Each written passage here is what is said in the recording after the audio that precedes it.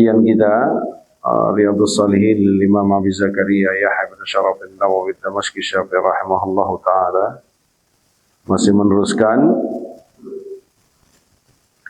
bab seruan untuk menjaga sunnah dan adab-adab tersebut. Terakhir, a'udzubillahi minasyaitonirrajim, masih meneruskan perintah Allah. Ya, qul in kuntum tuhibbunallaha fattabi'uni yuhibbukumullah wa yaghfir lakum dzunubakum.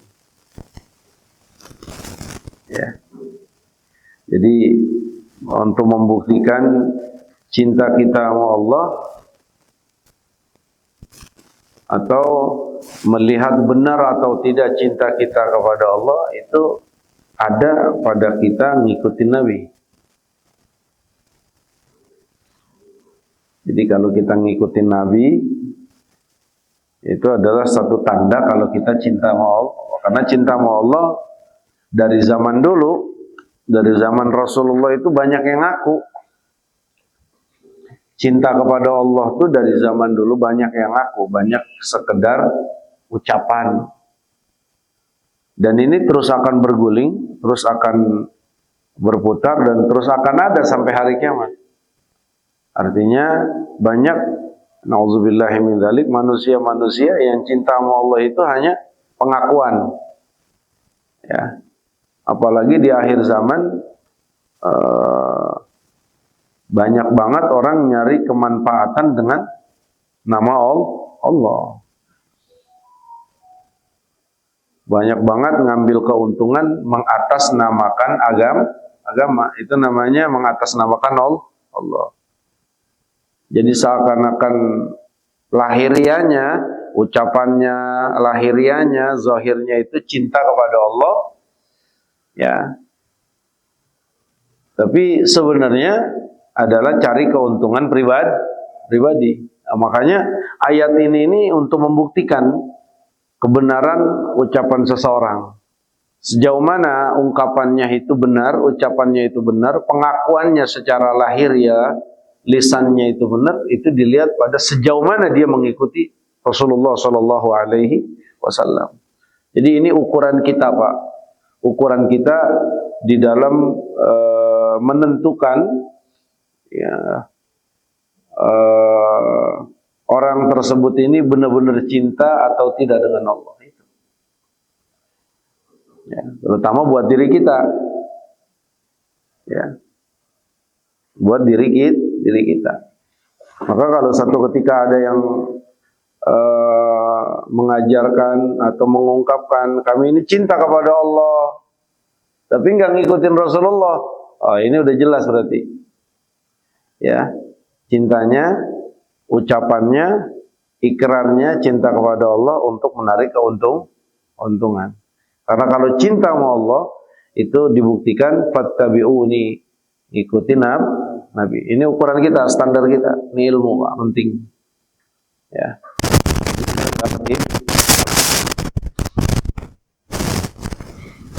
Nah, kemudian firman Allah Subhanahu wa taala dalam surat Al-Ahzab ayat 21, qala Allah taala laqad kana lakum fi Rasulillahi uswatun hasanatun liman kana yarjullaha wal yawmal akhir.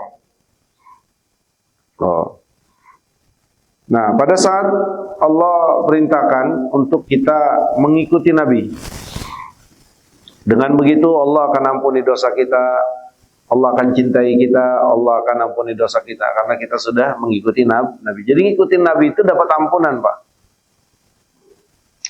Ngikutin Nabi itu dapat ampunan. Ngikutin Nabi itu ya itu dicintai Allah. Karena ngikutin Nabi itu yang Allah inginkan. Dan dengan cara ngikutin Nabi, kamu ini ada di jalan yang akan menyampaikan kamu kepada aku, kata Allah. Makanya Allah suka. Makanya Allah cinta pada siapapun yang ngikutin Nabi.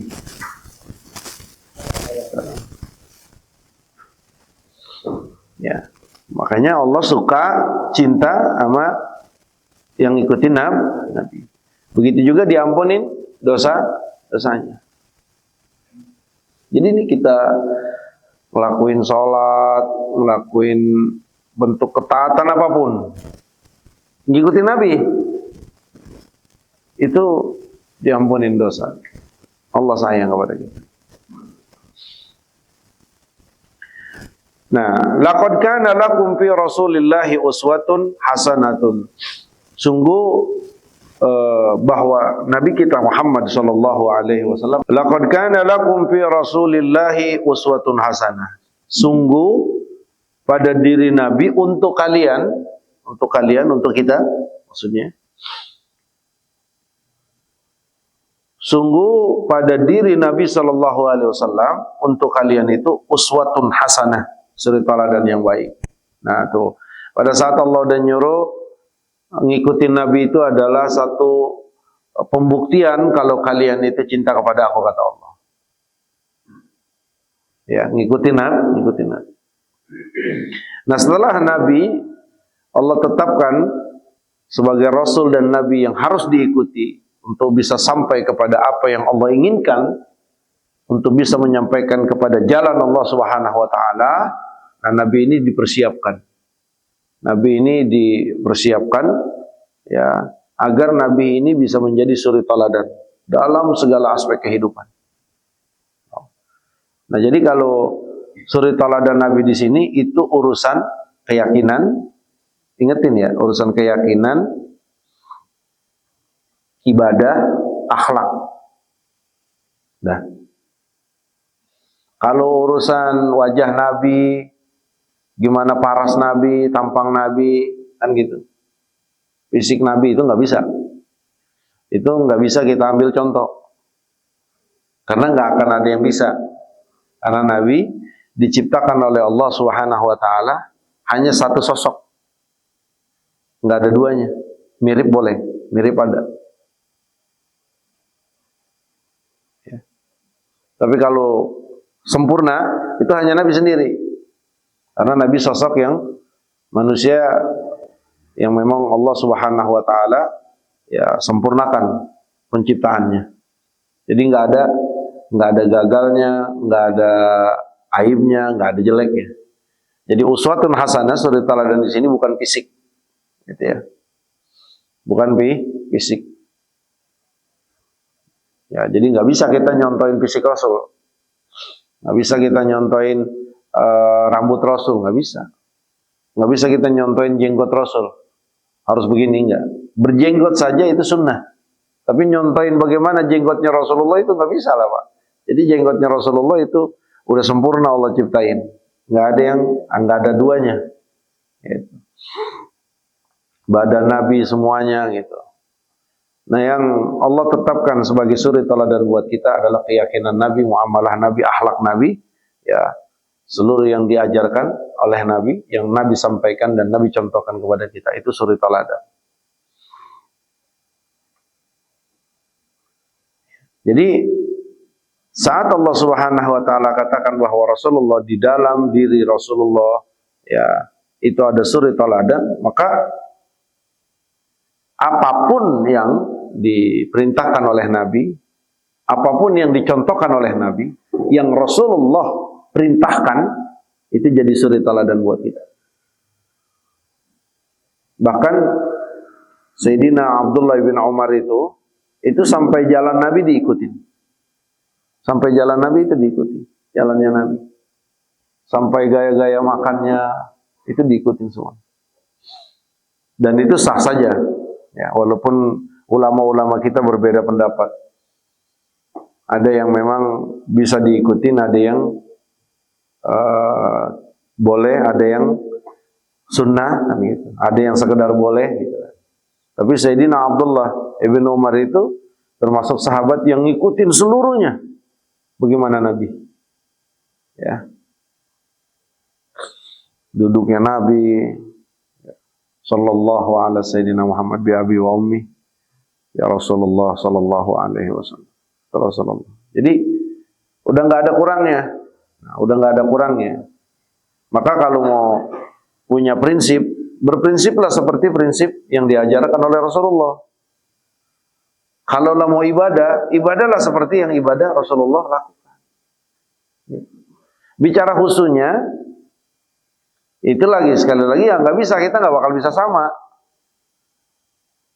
Ya, cuman Rasulullah ya ibadah kita husu. Tapi husunya ini nggak bakal bisa sampai sama sama Nabi. Cuma cukup Nabi ini sebagai standar kita. Oh seperti ini, oh seperti ini, seperti ini. Maka kalau ada sampai sekarang kita dengar ikutin Nabi, ikutin Nabi, ikutin Nabi.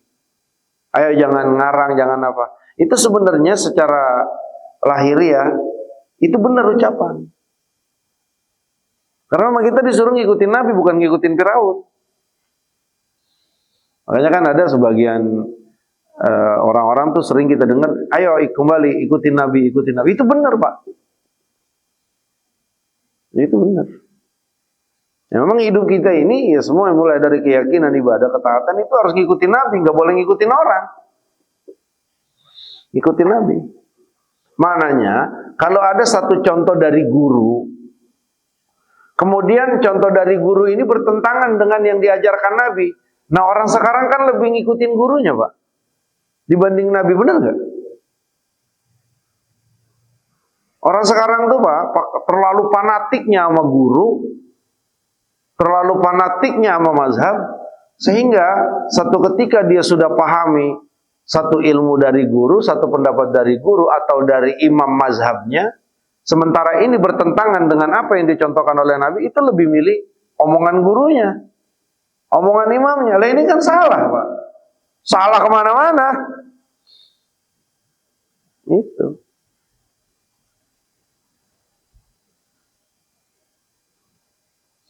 Salah kemana-mana. Nah, jadi yang berhak untuk kita jadikan suri teladan itu hanya Nabi. Nah, kalau orang selain Nabi, ya guru-guru gitu kan, boleh kita ikut, boleh. Dengan catatan mereka ini masih ngikutin Nabi. Kalau Nabi udah nggak diragukan. Nah, kalau ngikutin orang, nah ukurannya Nabi. Ukurannya Nabi gimana? Ya contoh saya ngikutin Pak Jirham.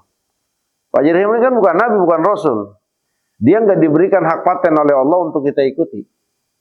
Nah, maka standar kita untuk ngikutin seseorang tersebut ngikutin Nabi. Maknanya keyakinan amalia yang dia lakukan itu nggak melenceng dari yang diajarkan Nabi. Nah, baru tuh orang boleh kita ikutin. Kalau nggak boleh. Sampai Nabi juga kayak begitu. Ke nabi-nabi, ke rasul-rasul begitu kita ditetapkan. Rasulullah udah titik satu. Nabi dan Rasul kita yang wajib kita ikutin. Bagaimana hukumnya kita mengikuti para Nabi dan Rasul? Mengikuti Nabi Isa misalkan, Nabi Musa, Nabi Harun. Boleh dengan catatan apa yang diizinkan oleh agama. Boleh kita ngikutin para Nabi, menjadikan mereka suri teladan, dengan catatan mereka ini ya enggak ada sebuah penetapan dari Al-Quran atau dari Rasulullah. Dengan catatan mereka ini ya enggak ya amaliyahnya tidak melenceng. Muhtadun. Itu syaratnya. Ya Nabi semuanya dapat petunjuk. Tapi di masa-masa sebelum diangkat menjadi Nabi, banyak yang Allah ceritakan tentang artinya kehilapan-kehilapan yang terjadi. Kan begitu. Kayak Sayyidina Musa narik jenggotnya, Sayyidina Harun terbalik. Itu pekerjaan siapa? Sayyidina Musa. Nabi apa bukan? Dengan begitu boleh nggak kita ngikutin? Lah nggak boleh. Karena Nabi Musa bukan suri teladan kita. Suri teladan kita siapa? Sayyidina Muhammad. Nah boleh kita ngikutin mereka dengan catatan sesuatu yang tidak ada pelanggaran dari syariat kita. Ya apalagi itu untuk Nabi. Nah itu untuk Nabi. Untuk kita tuh lebih ditekankan. Jadi nggak boleh sembarangan ngikutin orang. Di zaman sekarang kan begitu. Kalau udah ngikutin orang, akhirnya fanatik. Udah, matanya buta, kupingnya budeg. Mau bagaimana kayak yang penting gue mah ngikutin. Nah ini kan namanya buta, Pak. Namanya fanatik. Gak boleh. Balikin lagi standarnya. Ini dia ngikutin Nabi apa kagak? Ngikutin. Nah, ikutin berarti selamat. Karena dia pasti akan nyampainya ke Nabi. Nabi nyampainya ke Allah.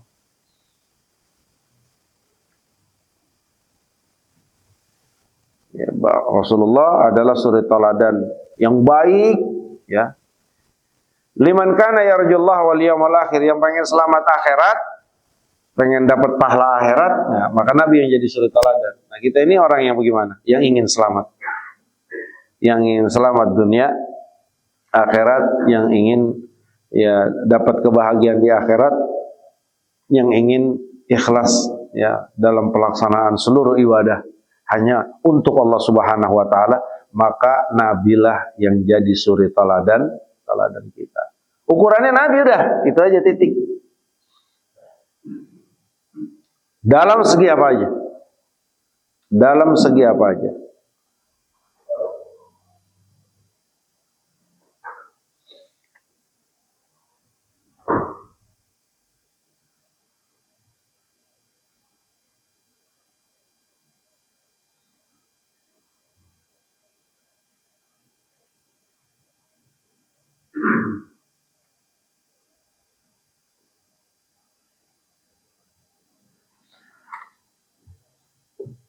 Wa ammal ahadisu, adapun hadis-hadisnya,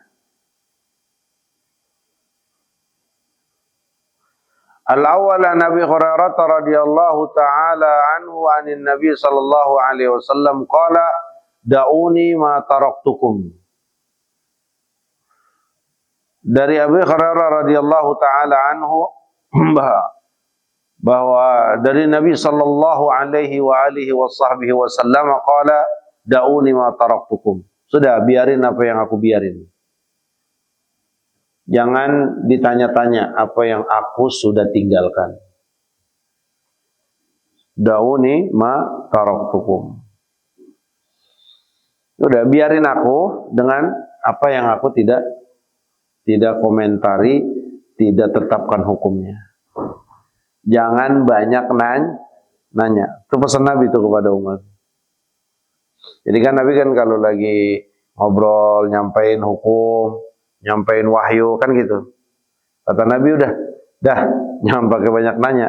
Laksanain aja sebagaimana yang aku perintahkan sesuai kemampuan kau. Titik. Jangan banyak nanya. Rasulullah ini bagaimana? Ini bagaimana? Itu Rasulullah nggak suka. Dan ciri syariat yang Allah turunkan kepada Rasul, ciri Rasulullah, ciri umatnya, ya, adalah enggak banyak nanya kayak orang Bani Israil. Enggak banyak komplain. Kalau kita sami'na, itu ciri umat kita. Makanya kita ini termasuk umat yang paling disayang oleh Allah. Dengan begitu, umat yang paling banyak dimasukin ke surga. Itu umat Rasulullah. Karena taat orangnya. Enggak merugul, tahu enggak merugul? Iya, merugul. Ini begini, ini gimana ya kalau begini ya? Kalau begini boleh enggak ya? Kalau begini boleh enggak? Tuh Bani Israel tuh kayak begitu. Dan kalau malas, nanya dah sama Sayyidina Musa. Pertanyaan yang sekiranya, ya, kalau nggak diturutin, ngambek. Kan kalau orang ngambek kagak sembahyang nggak ngapa-ngapa, namanya ngambek. Kayak anak gitu. Ya anak kita dia nggak belajar. Ngapa lo nggak belajar? Toh ngambek. Kan kita urup, pantas kan gitu ya. Dia nggak belajar lagi ngambek. Tuh Bani Israel kayak gitu. Allah paling kagak demen itu begitu. Makanya Rasulullah tuh selalu menekankan kita, pertama yaitu generasi pertama para sahabat, itu jangan kayak orang Bani Israel. Da'uni ma taraktukum. Udah yang aku ajarkan, dengerin, amalin. Pelaksanaannya sesuaikan dengan kemampuan kalian. Jangan banyak tanya. Jangan banyak komplain. Jangan banyak lagu. Jangan merugul. Karena ajaran yang aku bawa dari Allah itu sifatnya mudah, ringan, enggak menyusahkan kalian. Tuh. Makanya kita ini luar biasa. Ya. Alhamdulillah kita ditetapkan ditentukan oleh Allah menjadi umat Sayyidina Muhammad sallallahu alaihi wasallam. Alhamdulillah, luar biasa, Pak. Da'uni ma taraktukum innama ahlaka man kana qablakum katratu su'alihim wa ikhtilafuhum ala anbiya'ihim. Kata Rasulullah sallallahu alaihi wasallam, hanya saja banyak yang hancur orang-orang sebelum kalian, umat-umat sebelum kalian itu, ya enggak, itu sebabnya apa? Kasratu su'alihim, karena terlalu banyaknya mereka bertanya, waqtilafuhum, berbedanya mereka terhadap para nabi-nabi mereka. Banyak nanya, banyak komplain, banyak ngeritik. Bukan banyak kritik sih intinya. Nggak mau ngelaksanain apa yang diperintahkan. Tapi apa? Gimana ya? Gitu pertimbangan. Jadi banyak ngasih cara sama Nabi. Namanya songong. Ya Allah. Innama ahlaka man kana qablakum kasratu su'alihim wa ikhtilafuhum ala anbiya'ihim. Mereka tuh hancur gara-gara apa? Banyak nanya dan banyak berbeda terhadap Nabi mereka. Jadi nanyanya bukan minta paham, minta kejelasan hukum, bukan. Tapi nanyanya lebih tepatnya adalah mereka ini komplain, mereka ini mengkritisi, mereka ini ya bukan yang laksanain, belum dilaksanain, tapi udah minta keringanan. Itu orang Bani Israel. Maka kata Rasulullah, fa idza nahaitukum an shay'in fajtanibu, yang aku larang udah jauhin. Yang aku larang jauhin. Wa idza amartukum bi amrin fatu minhu mastata'tum, muttafaqun alaih. Yang aku suruh laksanain. Jadi yang dilarang jauhin sejauh-jauhnya, yang aku suruh ya laksanain, udah segitu doang.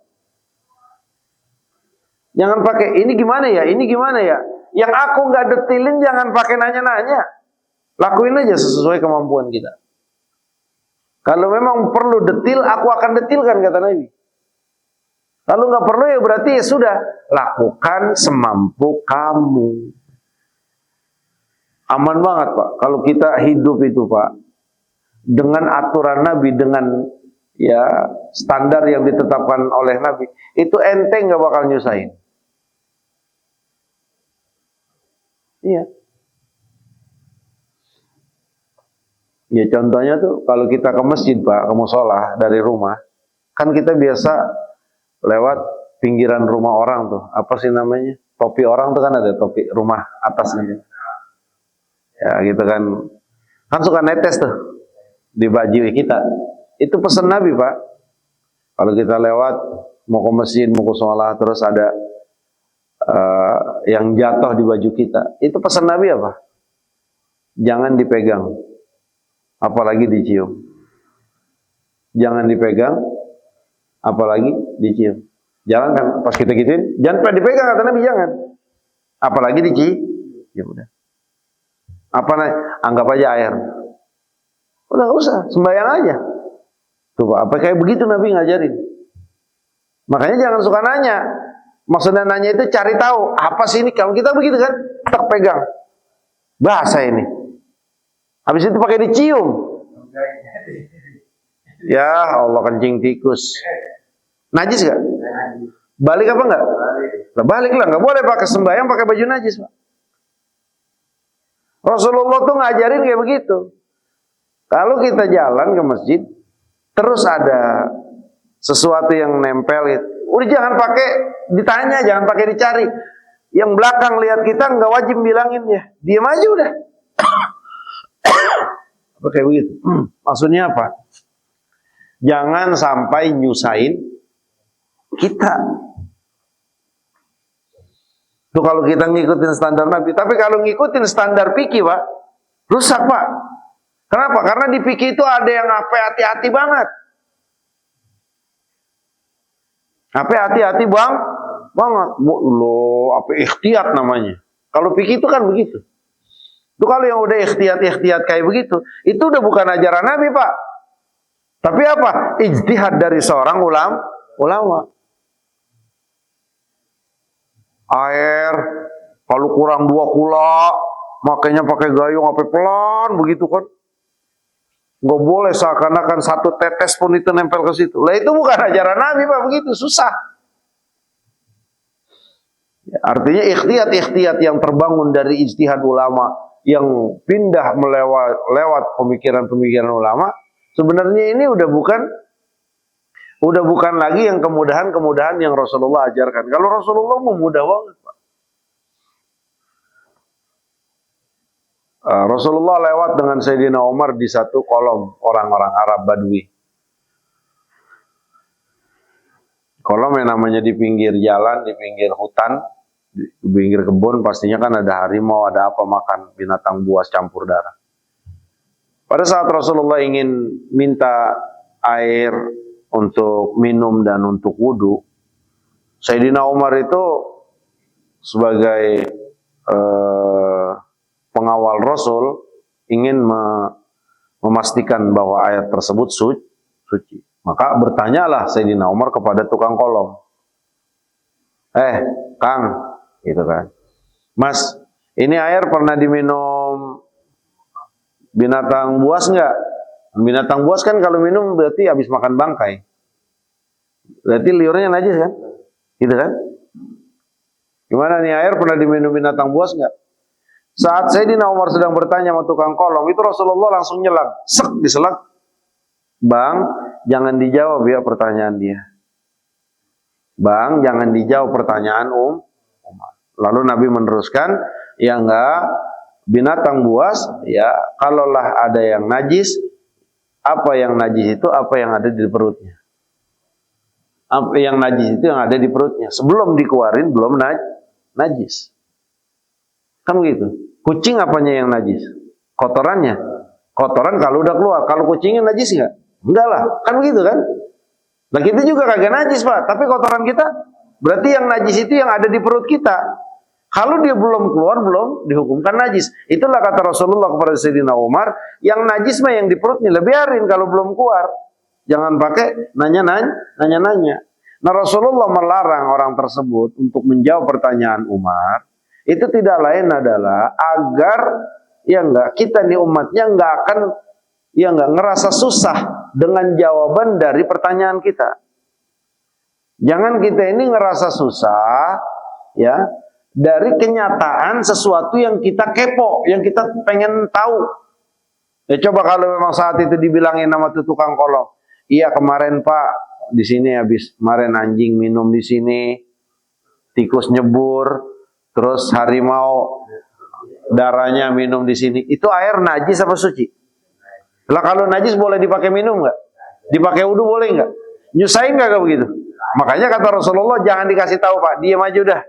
Kalau bahasa kitanya, Pak diam aja, jangan dikasih tahu, jangan dijawab pertanyaannya Umar. Diam aja udah. Udah Rasulullah minum wudhu. Coba kalau dijawab najis, boleh nggak diminum? Tuh Pak, ajaran Rasul tuh kayak begitu Pak.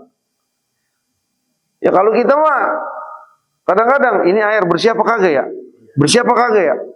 Pakai orang ditanya dulu sekampung ini bersih apa kagak ya? Saya mau pakai wudhu. Itu kan tolol namanya Pak.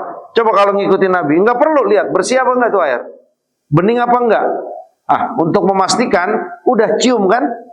Cium normal, minum aja udah, jangan pakai nanya. Pakai nanya, Ustaz terus minum air? Enggak itu Ustaz, kemarin ada kencingin bocah. Suci apa kagak? Boleh nggak kita minum? Coba kalau kita kagak nanya, boleh nggak kita minum? Boleh. Gitu aja Pak, standar Nabi itu. Kagak ribet. Yang lihat air ya kecuali memang air orang, kita perlu izin. Tapi kalau air di talangan kita, di gentong, di apa gitu kan suka kita nadangin gitu kan ya.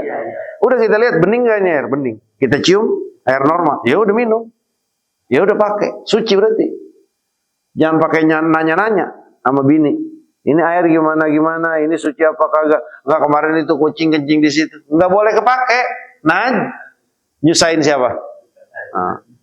Itulah kata Allah, la tas'alu an asya'in tubdalakum tasukum. Jangan suka nanya sesuatu yang jawabannya nanti bikin rusak, bikin susah kita. Nah itulah Bani Israel. Nanyanya sama Sayyidina Musa, sama para nabi, para rasul, itu bukan nanya untuk meminta keterangan-keterangan hukum, kejelasan hukum, Tapi apa? Mereka nanya-nanya tujuannya ya kritis. Nah, kritis ini sebenarnya yang bikin mereka susah. Pada saat Allah memerintahkan yang innallaha ya'murukum an tadhbahu baqarah, Allah memerintahkan kalian untuk menyembelih sapi. Saat itu sembelih aja sapi. Anak sapi bukan? Yang udah perempuan sapi bukan? Laki sapi bukan? Yang udah dipakai ngeluku sapi bukan? Yang muda sapi, yang tua sapi. Yang baru lahir juga sapi namanya kan gitu kan? Ya udah potong aja. Enggak. Sapinya yang bagaimana? Musa. Terus kalau dia sapinya ini, sapinya warnanya apa? Terus umurnya berapa? Ya, repotnya itu. Akhirnya Pak, tuh sapi kagak ketemu di kampung Pak. Udah berapa pekan baru ketemu, harganya yang biasanya timbang 30 juta naik jadi 10 mili. Siapa yang mau bayarin? Nyusahin kagak? Nah, coba, kalau umat Rasul itu cirinya nggak begitu. Lakukan ini, siap dah. Rasulullah, saya nggak mampu. Ya, baru dikasih keterangan sama Rasul. Kalau perintah standarnya itu ini nggak kuat, nah itu nanti ada keterangan. Pokoknya yang diterangin Nabi baru benar. Tapi kalau udah nggak diterangin Nabi, ya udah lakuin aja. Udah enteng banget itu. Nah kita ya, susah itu karena kita yang bikin susah. Nah maka itu pentingnya lah kita memahami ya prinsip-prinsip agama, ajaran agama ini ya dari Nabi kita Muhammad sallallahu alaihi wasallam. Karena itu contoh kita, suri teladan kita, omongan orang, gerak orang, etika orang, akhlak orang, kita ikutin atau enggak kalau tuh orang enggak bertentangan dengan Rasul itu aja. Enggak bertentangan dengan perintah Allah dan Rasul. Baru boleh kita ikutin. Kalau enggak. Wa idza amartukum bi amrin fatu minhu mastata'tum muttafaqun alaih. Yang aku perintahkan laksanakan sesuai kemampuan. Nah, ini terakhir. Yang aku larang jauhkan sekuat mungkin. Jadi kalau larangan itu enggak ada nego. Kalau dikatakan jangan zina, ya jangan zina. Enggak ada istilahnya sesuaikan ya, enggak ada. Jangan mabok, enggak ada istilahnya sesuaikan ya. Jangan maboknya, kalau kagak kuat ya mabok-mabok dah, enggak apa-apa. Kagak ada gitu. Jadi kalau larangan itu paten. Apapun yang aku larang jauhkan sekuat mungkin, titik. Tapi kalau pelaksanaan taat, apapun yang aku perintahkan kepada kalian, laksanakan sesuai kemampuan kalian. Gitu. Dan itu sudah Allah tetapkan pada diri kita, ya, pada tabiat kita, ya. Dan insya Allah mudah.